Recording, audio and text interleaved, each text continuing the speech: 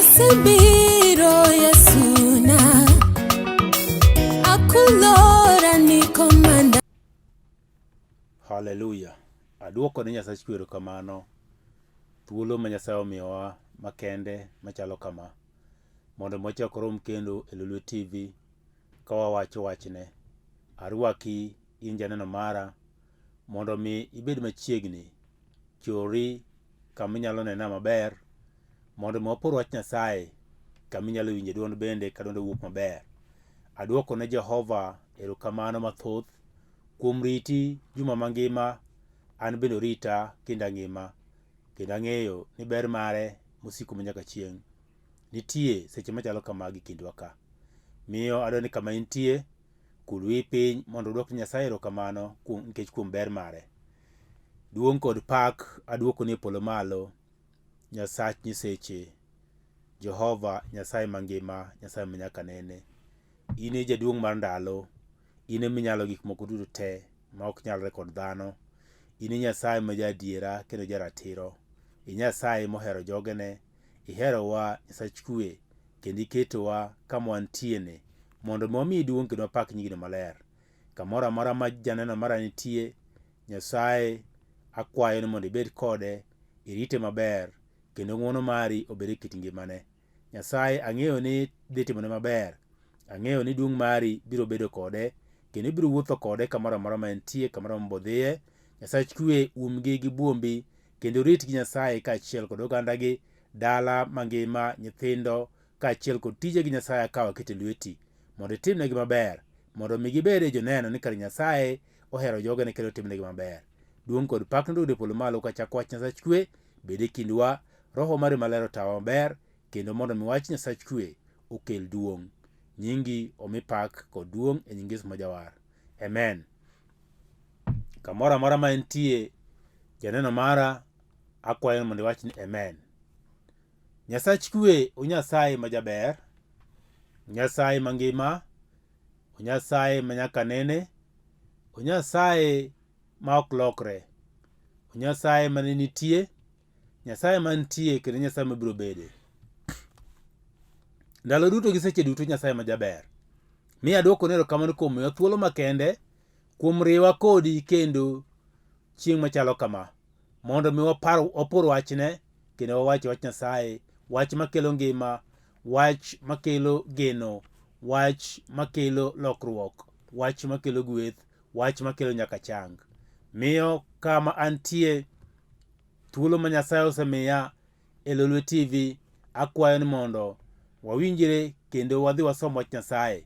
To kapok watimo mano, daher mondo mi awach ni iluonga ni Pastor Sam Boyi. E dala mar Nairobi ma atiye wach Nyasaye, kamoro ni Kangundo Road. Kia gi Outer Ring Road kiluwo Kangundo Road tichopo kamoro ni Kayole Junction. To kikalo Kayole Junction matin tichori mbele to ichopo kamoro ni Njiru. Njiru kanyo nitie petrol miluongo ni Ola petrol kata Ola Energy. Kanyo kichope tilor kata ka ni gati ibaro badi koka cham toke kanyo wantie kod kanisa iluongo ni Cathedral of Praise Ministries. Alwako chieng' Jumapil ka Jumapil mondo mibu walam Nyasaye kendo Nyasaye notimwa maber. Duong' kod pak kod ne polo malo. Adwani mondo walam. Adwani mondo wasom muma. Adwani mondo wasom muma wach Nyasaye. Wadwa wasomo e buk miluongo ni Johana. Barua mar Johana mokwongo. Barua mar Johana mokwongo 3:1. Mwacho kama. Mano doko hera manade ma Wuoro osechiwonwa. Ni oluongwa nyithind Nyasaye. To wan gimomiyo piny ok ong'eyo wa nikech ok ong'eye. Mano mama wuoyo kamano. Ada wuoyo wach moro miluongo ni hera mar Nyasaye. To mama chako kawacho ni mano doko hera manade ma Wuoro chiwonwa. Mano doko hera manade mawuoro osechiwo nwa ni oluongwa nyithind Nyasaye to ewan. Gimomiyo piny ok ong'eyowa nikech ok ong'eye. Matiend Nyasaye wuoyo kodwa kawacho niya, ni wan nyithind Nyasaye osemiyowa hera mare, osechiwonwa hera moa e polo malo. Matiende niya, ere kaka ng'ato nyalo bedo nyathi ng'ato? Ere kaka ng'ato nyalo bedo nyathi ng'ato? Kata ere kaka nyathi nyalo bedo nyathi ng'ato? Mondo mi ng'ato obed nyathi ng'ato, nitie kaka obiro bedo gi kaka obiro chakore. Matiende nitie kaka ng'ato ibiro nyuolo kod ng'at mobiro luongo ni janyuolne. Nitie kaka miyo biro mako ich mating' nyathi dweche 9 kong'eyo ni ating'o nyathi, kendo en gi geno, kendo orito mor mambele bang' dweche 9 mong'eyo ni ka dweche 9 rumo tabiro nyuolo nyathi, to nyathini kasenyuole to obiro bedo mara. Wuoro bende ong'eyo ni wantie kaka jonyuol nyathi. Dweche 9 korumo to wabiro bedo gi nyathi. Obed nyathi manyako, obed nyathi maluwoyi, ibiro luongo ni nyar ng'ane kata wuod ng'ane. Tibiro miye nyaka nying gi janyuolne. To nyinge no ema biro bedo kamoro modhiye. Iluonge ni Atieno. Atieno ni onyathi ng'a? Onyathi Onyango. Atieno ni nyinge ni nitie kamoro amora ma entie chakre osiptal manonyuole, onying ni Atieno nyar Onyango. Kodhi e skul, ibiro penje to nyinge tiluongo ni nyathi mokel e skul kani. Tibiro wacho ni o nyathini iluongo ni Atieno onyar Onyango. To biro somo kano motiek skul, certificates ge te ibiro nyinge Atieno nyar Onyango. To biro dhi mbele, mony ma nyaka tich koyudo tich idhi ndike ni Atieno nyar Onyango. Kamoro amora modhiye kodwaro kipande Atieno nyar Onyango. Kodwaro passport Atieno nyar Onyango. Kodwaro Huduma card Atieno nyar Onyango. Gimoro amora modwaro nyinge mikuongo ipenje mokwongo, in ng'a? To kamodhiye kamoro ma nyaka ujasi ajar ng'ane kama kama, anyar ng'ane kama kama. Koro miyo nitie kaka ng'ato nyalo nyuolo. Nitie kaka ng'ato nyalo bedo mabed jadala, mabed nyathi dala. Emomiyo ng'ato konyuole dalano nyaka here gi janyuolne. Nyaka obed ng'at ma janyuol ohero kendo geno. Onyathi ma janyuol ohero. Maka gima dhi timo marach, tiwinjo ka janyuol ok morgo. Nikech nyathiwa ok dhi maber. Nyathiwa gima kama kama otimrene ok wamor. Janyuol temo gi yore te mondo nyathino dag maber. Janyuol timo gi yore te mondo nyathino dhi maber. Janyuol timo gi yore te mondo nyathino bed kama okwe. Janyuol timo gi yore te mondo nyathi oyud arita mare. Ka en dhi skul, janyuol nyalo kada uso dhok. Janyuol uso nyaka lowo. Janyuol kawo nyaka pesane mag msara. Janyuol kawo nyaka loan mondo chul nyathi skul, mondo dhi skul. Nikech ang'owa? Nikech ohero nyathine. Odi gombe chunye maiye. Odwaro chieng' moro nyathina biro ng'at malong'o. Biro ng'at moro ma kata ka ji oneno to wacho ni mano ng'ane ka ng'ane. Nikech janyuol nitie chunye maiye. Nitie kuom nyathine. Miyo mama wacho niya, ni mano doko kara, doko hera manade ma wuoro osechiwonwa. Nitie hera ma wuoro nyalo miyo nyathi. Nitie hera ma nyathi nyalo yudo kuom janyuol. Nitie gik moko ma ng'ato nyalo yudo kuom janyuol nikech onyathi janyuol no. Nitie kaka janyuol nyalo dak kod nyathine. To nyalo timone gimoro ma nyathi dwaro. To janyuol nyalo timo nyathi gima rach, mana gima ber ema dwaro mondo nyathi obed godo kendo yudi. To timo na kamano nikech ohero nyathine no. Ok onyal jwang'e, be ok onyal weye, be ok onyal kwede. Ohere seche duto te. Ka gimoro ok dhi maber kuom nyathino, timo ka jaduong'. Janyuol nitie kod chuny mokuyo. Chunye ma iye okuyo nikech nyathi gimoro timne gima ok ber.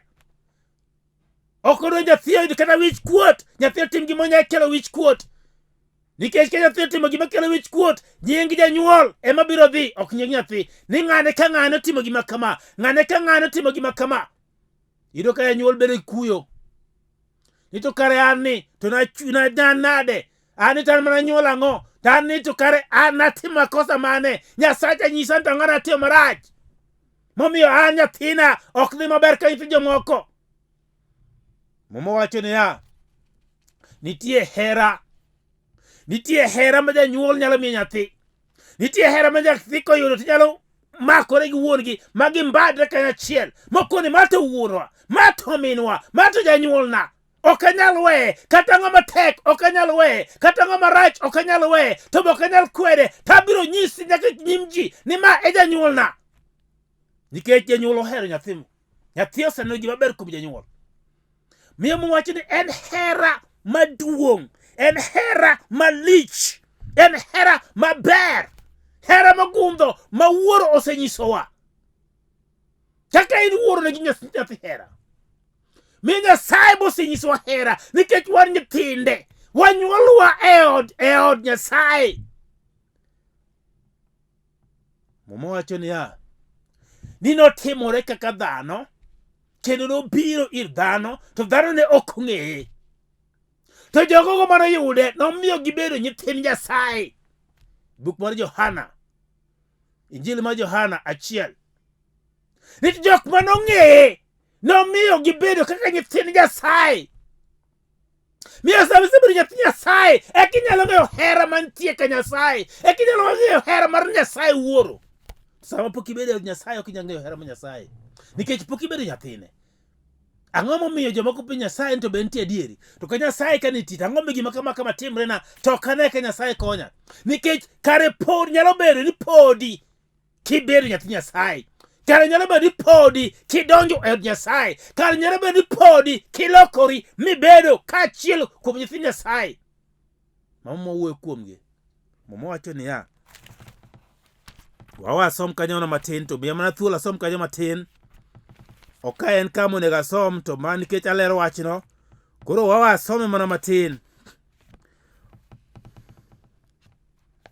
Momo wacho niya, Johana, Injili mar Johana 1:12 wacho niya, ni to giduto manorwake nomiyogi teko mondo gibed nyithind Nyasaye.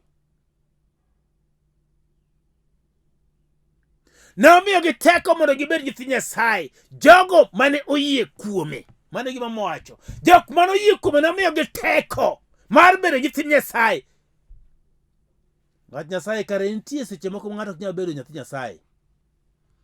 Kare nitie teko moro minyalo mi ng'ato mondo mi kodonji obed e achiel kanyakla mag nyithi Nyasaye. To sama osebedo nyithi Nyasaye no, kare eka gik moko mag kuom Nyasaye duto te onyalo yudo. Kare eka gik moko mogeno duto te kuom Nyasaye ka Nyasaye nyalo chiwo. Nyasaye nyalo goyo gik moko, nyalo loro gigene koa e polo malo. Nikech oloro gi kendo gidhi kuom nyathine. Mong'eyo ni ma to nyathina, kendo ng'e nyaka nyinge. Mwach ni jogo manoyie kuome nomiyogi teko mar doko nyithind Nyasaye. Nomiyogi teko mar bedo nyithind Nyasaye. Matiende kare an ni kaseyie kuom Yesu, to kare koro an nyathi Nyasaye. Aume mwacho niya, mano doko hera manade ma wuoro sechiwonwa mi oluongwa nyithind Nyasaye. To e wan. Muma wacho ni to e wan. Nikech oseluongwa ni nyithind Nyasaye. Matiende nitie diere moko mane awuotho e mudho. Nitie diere moko mane awuotho ka ok oluwore kaka Nyasaye dwaro. Nitie diere moko mane awuotho kian awuon kaka Boyi. Nitie gik moko kare manatimo mane ok owinjore, gik mamono e nyim Nyasaye. Nitie kata weche moko mane wuok e dhoga manawacho mane ok beyo e nyim Nyasaye. Nitie nyaka timbe gi wuoth manawuotho mane ok ber e nyim Nyasaye. To sama afwenyo ni kare gima timo ok ber, madhi makawra, madhi maluongo nying Yesu, makoni kawuono ni tadware, kendo dayude. Mama wacho ni nomiwa teko mar doko nyithind Nyasaye. To kare sama sedok nyathi Nyasaye, to kare nitie hera moro Nyasaye biro godo moherago. Mama wacho ni wan to e wan. Nikech wasedoko nyithind Nyasaye, koro nitie hera moherowago to e wan. To modhi mbele kawacho niya, gimomiyo piny ok ong'eyowa nikech ok ong'eye. To kare nitie kamoro monego bed wachope mondo mi wang'eye, nikech kwaseng'eye, ka piny oseng'eye, to biro ng'eyo ni kare nitie nyithind Nyasaye.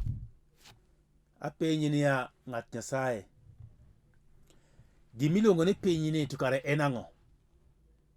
Nikech mwacho ni piny ok ong'eye. Ni gimomiyo piny ok ong'eyowa nikech ok ong'eye. To kare piny to en ang'o ma ok ong'eye ni?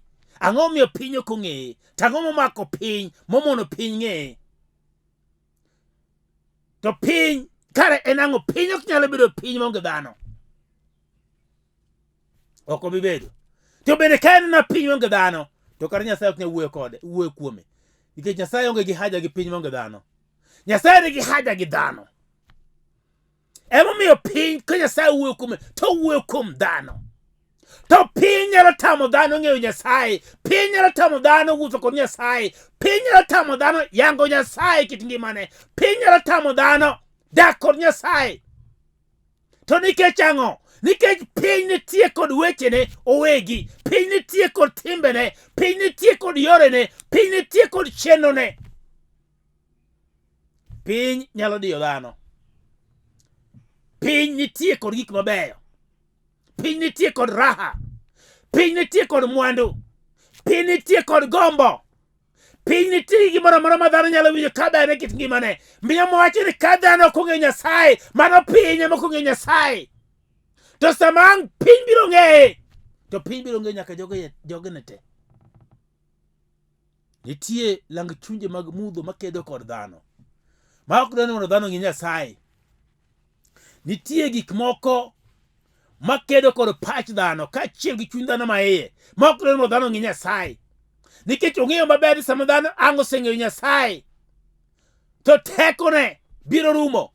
Sama ang' dhano oseng'eyo Nyasaye, to nyaka gik moro dhano timgo ok bi timore. Dhano biro timo gima Nyasaye madwaro.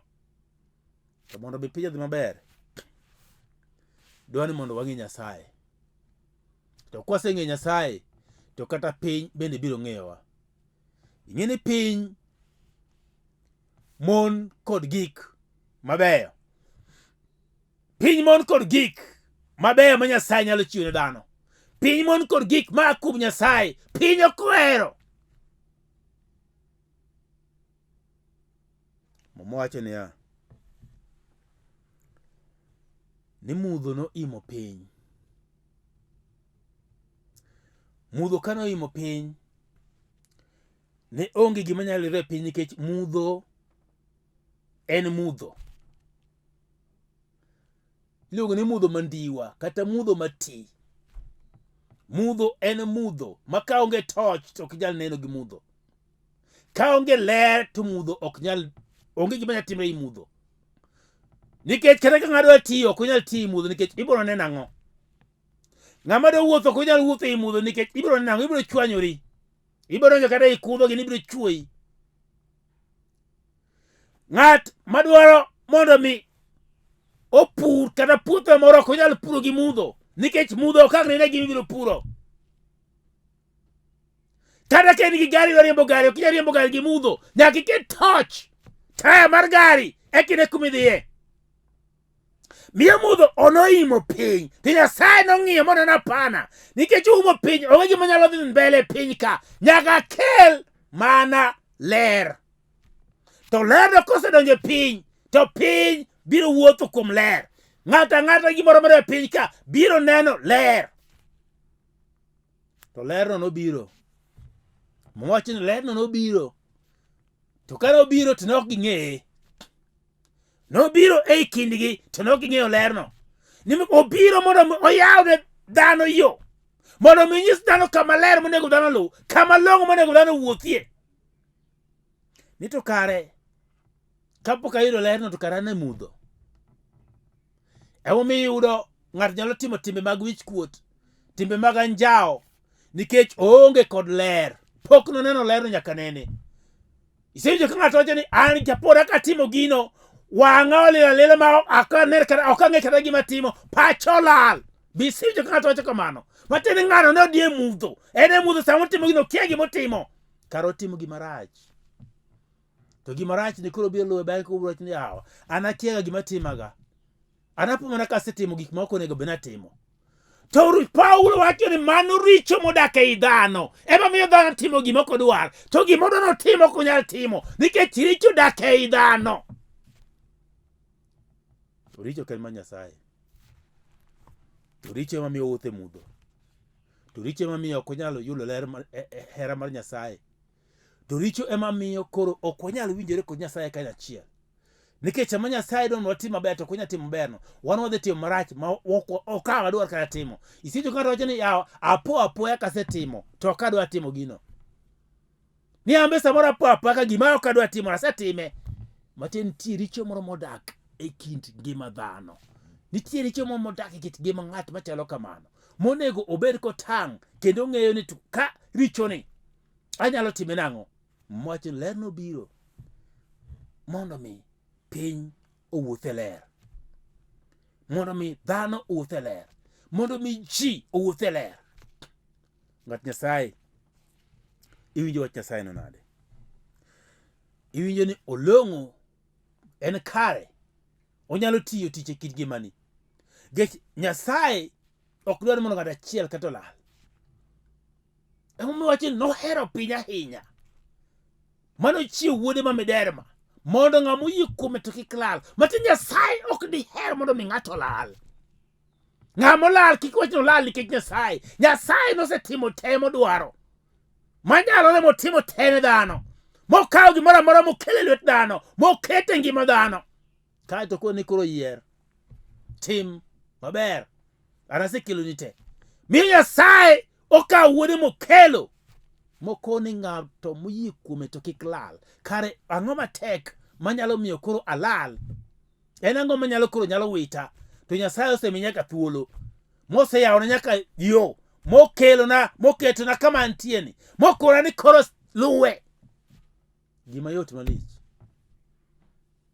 mabende kakao maluwo to duto nyalore kakao maluwo to gik moko te yom kakao maluwo to kata ngima bedo mana mayom nikech onge gima tek manyalo tamo Jehova owacho ni kelna kawuono kelna tinendeni kelna matek mondo mi enen to en mane manyalo tama okoni onge manyalo tama an awuon an Nyasaye manyoro an Nyasaye matinende kendo Nyasaye manyaka chieng mane matek mane tama onge matek manyalo tamo Nyasaye miye kit ngimani matek mane nyalo tamo Nyasaye no ene mowacho en owuon kende ni kelne matek no mondo mi oloni kelne matek no mondo mi ine ane kanyalo tame kelne matek no kich excuse me kichiwore gi chunyi maiye mondo mi ikelne inene ka ditam Nyasaye ing'eni gima timore kodwa dhano ni wakao tuni ok nyalre ni amato ok nyalre ok anyal nyalo tigi gimomiyo jomoko tuore matuo ywaye motho kata tuo mana konego nege nikech ang'o nikech chunye osiaye chang ok onyal yudo chang owacho ni mato koro gira mato koro tuona sama iselokni en giri sama iselokni en tuoni ipano biro odhi kanye jongo biro koni kato kara osemiya kar dak kae kama antie ok anyal wuok ok onyal yie mondo mi wuok kendo oweyi kanyo nikech iseduonge misedese ni en tuoni ma to tuona ma to nyaka kabur obotera na ilo mokane konyalo rumo koro tuo bende bedo gi wich teke kit ngimani kendo bedo mamor kendo nya okone kaso rwaka ok anyal dar ka duong' moro gi Nyasaye polo malo kata mana koso ne ng'ato koso gimoro to siko mani ana dhano ni hata an gang'o ana ng'ane ka ng'ane ni an gang'o ana we gimoro lwetani nono ang'ama thagra thagani ting'eni kila misewacho kama thagruok nombe winjo kiki pan thagruok ma gite owinjo gi ite maiye to wacho na adieri kaso rwaka adwa miyo thagore kendo bro sandore nikech iserwake kit ngimani to sami tamori mikore thagruok okini donje kit ngimana tuo okini donje kit ngimana okini sanda nikech Yesu ni Nazareth nobiro kendo moketa thuolo mogonya kendo momiya gik moko duto te. Ang'o momiyo koro sani dwani sanda? Atamora e nying Yesu. To kitimo kamano tibiro yudo ka in bende ibiro yudo konyruok kit ngimani, ibiro bedo thuolo ma gik moko biro timre kit ngimani. Kata in iwuon biro mako dhogi ni to gara gigine gin kure, nikech iseloko pachi maiye.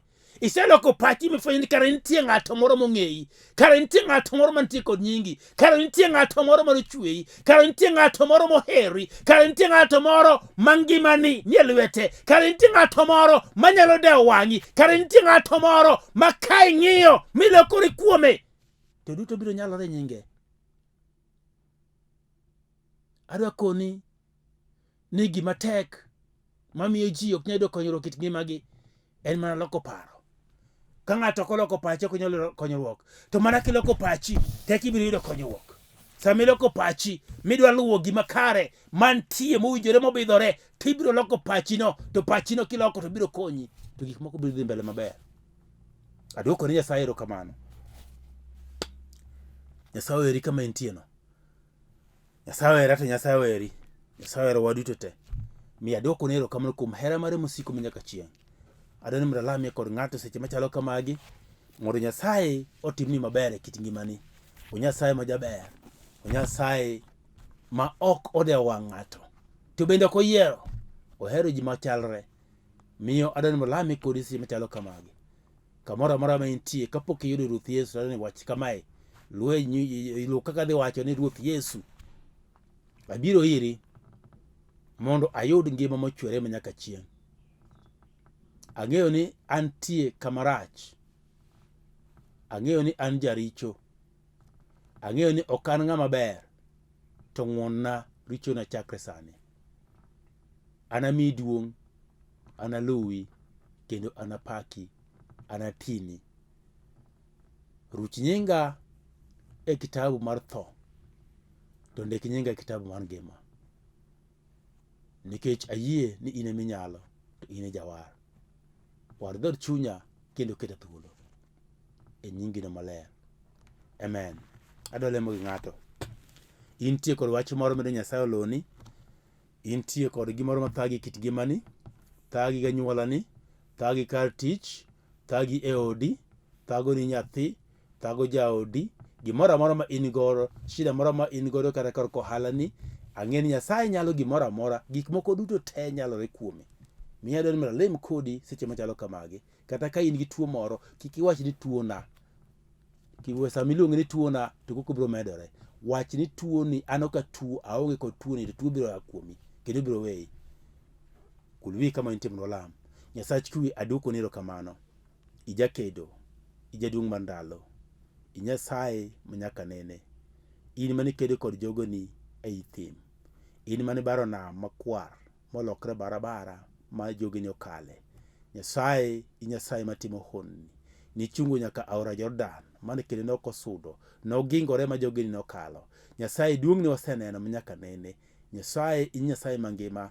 Yesu Kristo ni wacho ni duto orumo e msalaba, nitieko te mane thago dhano. Ka dhano yie kuomi to duto te nyalore. Nyasaye, akelo janeno mara e nyimi seche machalo kamagi, mondo mi ipare gi gimoro amora ma en go, chandruok moro amora momake, gimoro amora mantie e kit ngimane ma ok dhi maber.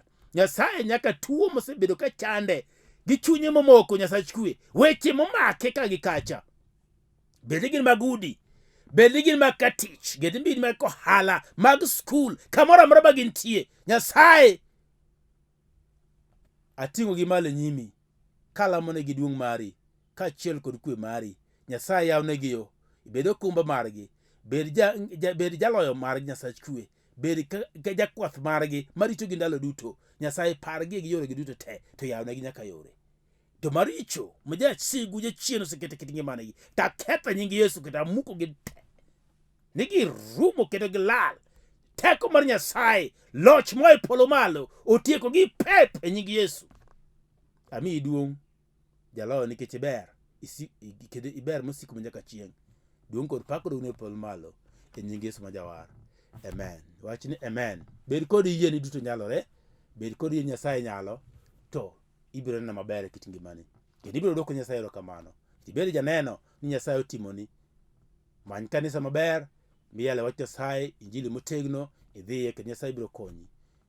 Adwoko ni Nyasaye erokamano. Nambana ne screen ka 0722944623 kata 0731495873. Duto te gin maga. Kigoyo obiro wacho Nyasaye, obiro poro Nyasaye, obiro lamo. Nyasaye biro timo maber. Duong' kod pak odog ne polo malo. Shalom. Erokamano. Amen.